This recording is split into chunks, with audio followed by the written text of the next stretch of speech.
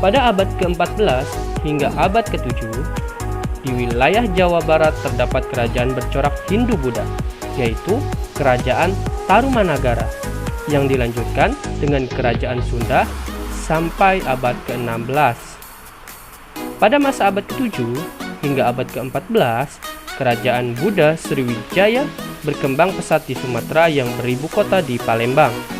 Pada puncak kejayaannya, Sriwijaya menguasai daerah sejauh Jawa Barat dan semenanjung Melayu.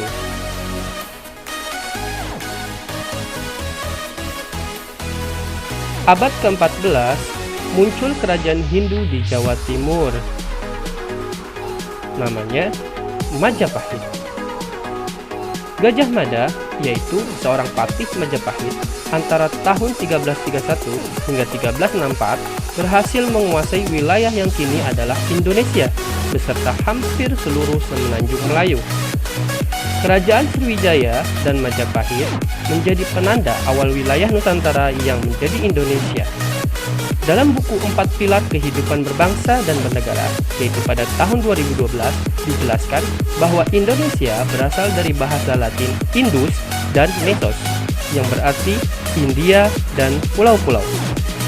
Indonesia sebutan untuk pulau-pulau yang ada di Samudra India atau satuan pulau yang kemudian disebut dengan Indonesia.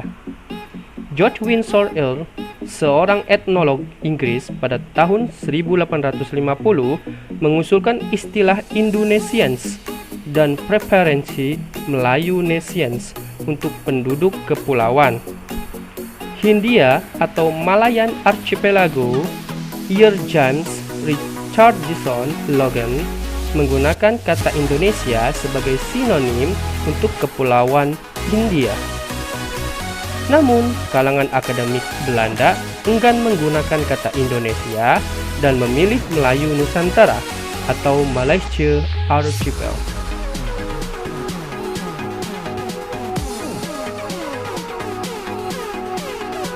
Sejak tahun 1900, nama Indonesia menjadi lebih umum di kalangan akademik di luar Belanda, dan kalangan terpelajar Indonesia menggunakan nama Indonesia untuk ekspresi politiknya. Sarjana Bahasa Indonesia pertama yang menggunakan nama Indonesia adalah Bapak Suwardi Suryaningrat atau yang kita kenal dengan Ki Hajar Dewantara.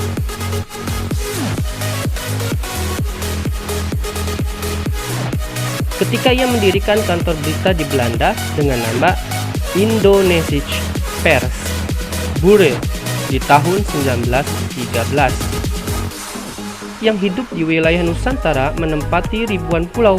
Nenek moyang masyarakat Nusantara hidup dalam tata masyarakat yang teratur, bahkan dalam bentuk sebuah kerajaan kuno seperti Kutai yang berdiri pada abad 4 di Kalimantan Timur, Tarumanegara di Jawa Barat, dan Kerajaan Cirebon pada abad ke-15. Kemudian, beberapa abad setelah itu, berdiri Kerajaan Sriwijaya pada abad ke-5, Kerajaan Majapahit pada abad ke-13, dan Kerajaan Mataram pada abad ke-7. Pada waktu itu, sejarah mencatat bahwa wilayah Nusantara berhasil dipersatukan dan mengalami kemakmuran yang dirasakan seluruh rakyat. Mengenai sejarah Nusantara ini, Bung Karno pernah menyampaikan bahwa, kita dengarkan ya, teks pidato dari beliau, yaitu dari Bung Karno ketika pidato lahirnya Pancasila di depan Dokuritsu Junbi Chosekai pada tanggal 1 Juni 1945. Yuk kita dengarkan. Kesinilah kita semua harus menuju, mendirikan satu nasionalis di atas kesatuan bumi Indonesia dari ujung Sumatera sampai ke Irian. Demikian pula bukan semua negeri-negeri di tanah air kita yang merdeka di zaman dahulu adalah nasionalis. Kita hanya 2 kali mengalami nasionalis, yaitu di zaman Sriwijaya dan di zaman Majapahit. Di luar dari itu kita tidak mengalami nasional stat. Nasionalistat hanya Indonesia seluruhnya yang telah berdiri di zaman Sriwijaya dan Majapahit dan yang kini pula kita harus dirikan bersama-sama. Kerajaan Majapahit merupakan cikal bakal negara Indonesia. Majapahit antara abad ke-13 sampai abad ke-15 adalah kerajaan besar yang sangat berjaya, utamanya pada masa pemerintahan Mahapati Gajah Mada yang wafat di sekitar 1360-an. Gajah Mada berhasil menyatukan Nusantara yang terkenal dengan Sumpah Palapa, yaitu sumpah yang menyatakan tidak akan pernah beristirahat atau berhenti berpuasa sebelum Nusantara bersatu. Sira Gajah Mada Bupati Amung Kubumi dan Ayun Amuk di Palapa. Sira Gajah Mada lamun huwus kalah Nusantara ingsun Amuk di Palapa. Lamun kalah ring gurun, ring serang, Tanjung Pura, ring Haru, ring Pahang, Dompu, ring Bali, Sunda, Palembang, Tumasik, Samana, ingsun Amuk di Palapa. Sumpah yang menyatakan tidak akan pernah beristirahat atau berhenti berpuasa sebelum Nusantara bersatu. Sumpah Palapa merupakan bukti semangat dan komitmen yang kuat untuk menggapai cita-cita mempersatukan Nusantara. Komitmen. Apa itu komitmen?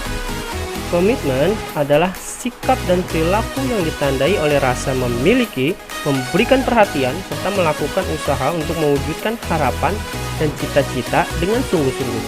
Para pendiri negara merupakan contoh dari orang-orang yang memiliki semangat dan komitmen yang kuat dalam membuat perubahan, yaitu perubahan dari negara terjajah menjadi negara yang merdeka dan sejajar dengan negara-negara lain di dunia. Salah satu pendiri negara memiliki semangat untuk memperbaiki kehidupan yang lebih baik dari diri, bangsa, dan negara. Nah, anak-anak, berikut ini kalian dapat mengkaji bagaimana keras dan sulitnya perjuangan pendiri negara, yaitu Bapak Insinyur Soekarno dan Bapak Muhammad Hatta dalam memperjuangkan kemerdekaan bangsa Indonesia. Insinyur Soekarno. Insinyur Soekarno lahir di Blitar, Jawa Timur, 6 Juni 1901 dan beliau meninggal di Jakarta pada tanggal 21 Juni 1970. Ayahnya bernama Sukemi Sasrodiharjo dan ibunya Ida Ayu Nyoman Rai. Masa kecil Soekarno dilalui hanya beberapa tahun hidup bersama orang tuanya di Blitar.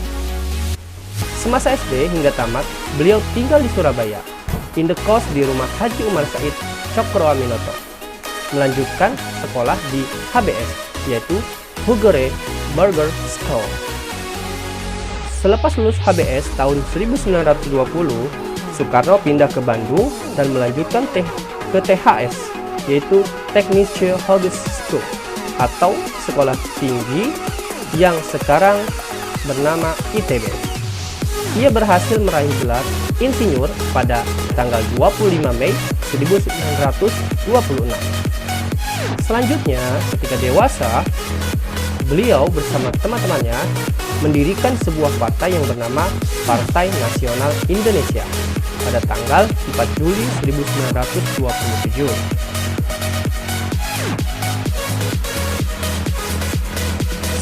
Selanjutnya, yaitu Muhammad Hatta. Muhammad Hatta lahir di Bukit Tinggi, 12 Agustus 1902. Beliau wafat pada tanggal 14 Maret 1980 di Rumah Sakit Umum Daerah Dr. Cipto Mangunkusumo. Beliau merupakan organisatoris, aktivis partai politik, negarawan, proklamator, pelopor koperasi, dan wakil presiden pertama Indonesia. Tahun 1921, Hatta menetap di Rotterdam, Belanda, dan bergabung dengan pelajar tanah air yang ada di Belanda, bernama Indische Vereniging. Pada tahun 1932, Hatta kembali ke Indonesia. Pada bulan September 1932, Hatta berjumpa dengan Bung Karno. Disinilah beliau bertemu dengan Bapak Soekarno.